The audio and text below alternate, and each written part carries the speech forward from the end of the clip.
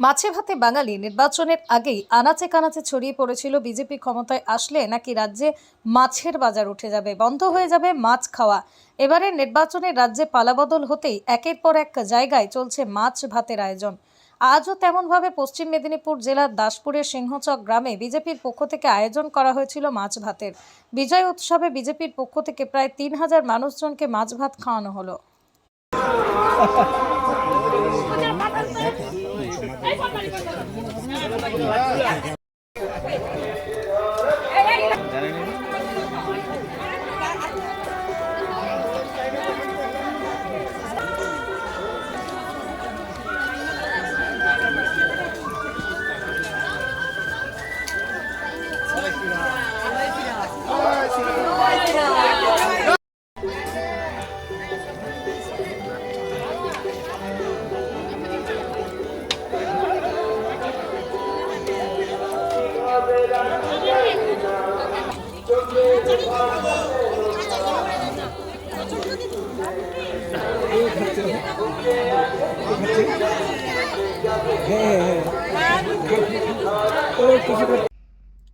ইলেকশনের আগে তৃণমূল মানুষকে বিভ্রান্ত করছিল যে বিজেপি এলে নাকি মাছ খেতে পাবে না, মাংস খেতে পাবে না, আমিষ খেতে পাবেন না।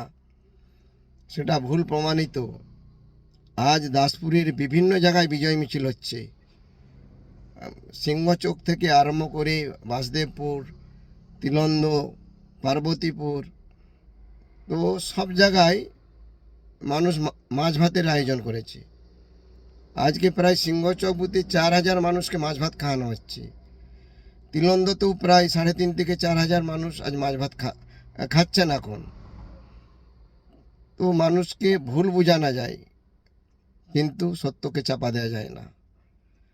সোনার বাংলা গড়া হবে, মানুষ স্বাধীনতা পাবে, মানুষ ভয় মুক্ত হয়েছে, মানুষ ভরসাকে জয় করেছে।